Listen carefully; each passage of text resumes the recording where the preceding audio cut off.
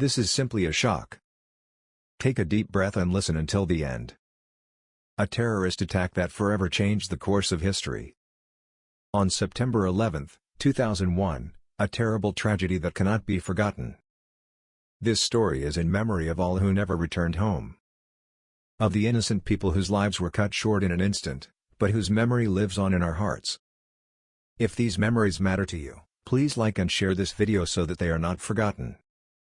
And now, listen to the story all the way to the end. Based on real events. This story was told to me at the request of an amateur photographer who was a tourist. His loved ones called him Henry. Contact information is not disclosed.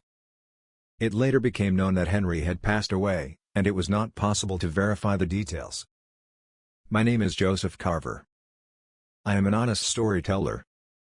Since childhood, I have collected and recorded other people's stories. On the 11th of September, 2001, I was approximately 3 hours drive from New York. I was at a friend's house, listening to the story. The television was on in the background. Then breaking news came on. On the screen, they showed a column of black smoke above one of the towers. At 8:46 in the morning, American Airlines Flight 11. It crashed into the North Tower of the World Trade Center. I started my car and drove there. I wanted to find out the truth from those who had been nearby. When I arrived, people were already talking about a second impact. At 9:03 in the morning, United Airlines Flight 175. It crashed into the South Tower. I did not see the impacts myself at that moment. Those moments were witnessed by people who were nearby. A few days after the tragedy, I met Henry. He was a tourist from another country. He called himself an amateur photographer. He often came to the waterfront to take pictures of the city. That morning, he was shooting the towers on film. He stood at a distance, slightly above street level. Turning the focus ring, he zoomed in on the towers until they filled almost the entire frame.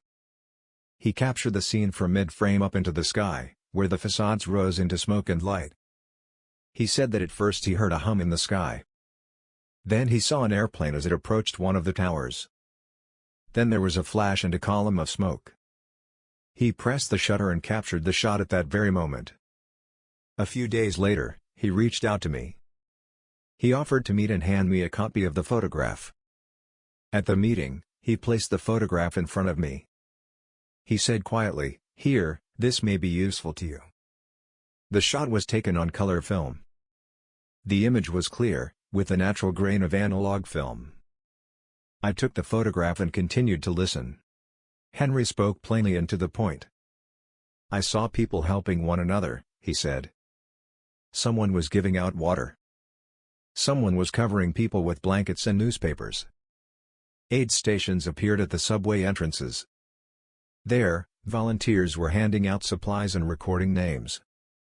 I saw people finding other people's photographs and returning them to their owners. He remembered the sound of two-way radios and the work of the rescuers. He said that people became closer to one another in those moments. He told of a letter he had found that stayed with him for a long time. I recorded every detail of his account. Later I checked his words against newspapers and reports. I found confirmation of the basic facts in public sources. I read in newspapers and heard in reports about passengers' calls. The report said that some managed to call and express words of love to their relatives. Henry learned about these calls later, while reading the reports. The photograph remained with me as a sign of that morning. This is not about sensationalism or political versions. This is about remembering people and the simple acts that took place that day. His soul found peace and proved that faith lives even in pain.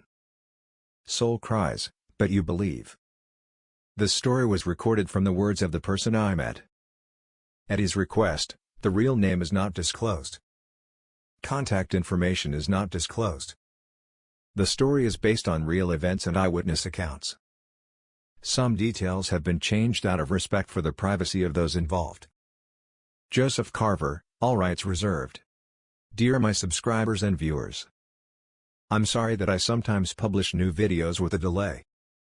Sometimes I need time to prepare real stories from the lives of real people for you. Each story I share is truthful, touching, and genuine. My channel is new. Please support my channel so that these real and truthful stories continue to live. And so that you and your future generations can hear them. This was a real story, told by a real person.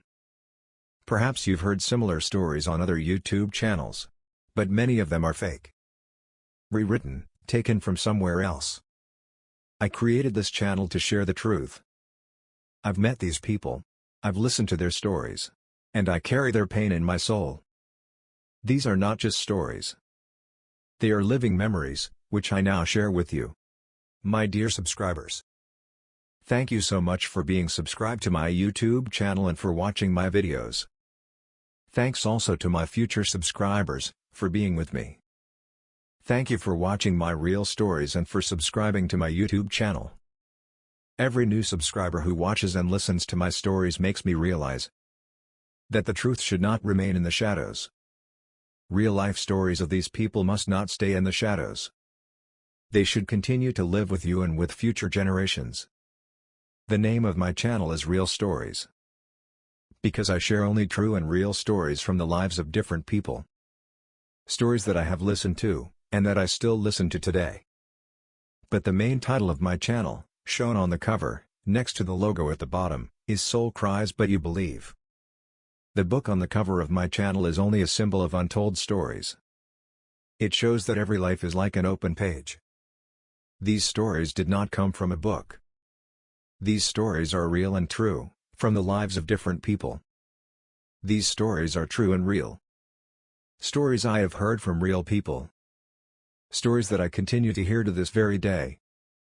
And of course, I will keep sharing them with you and pass them on from generation to generation. So that you can listen to and watch every new real story. And give them the chance to go on living. To share them with friends and pass them on from generation to generation. My dear subscribers. Once again, thank you so much for listening to my stories. Thank you for subscribing, liking and commenting. My dear ones. If this story has touched your soul, please subscribe to my YouTube channel, Soul Cries, But You Believe. I promise to tell you only the truth. Real stories, from real people. So that their voices may live on. With you, your children, and future generations. This was a true story. A real journey from life itself. With my warmest and deepest respect to you. Joseph Carver.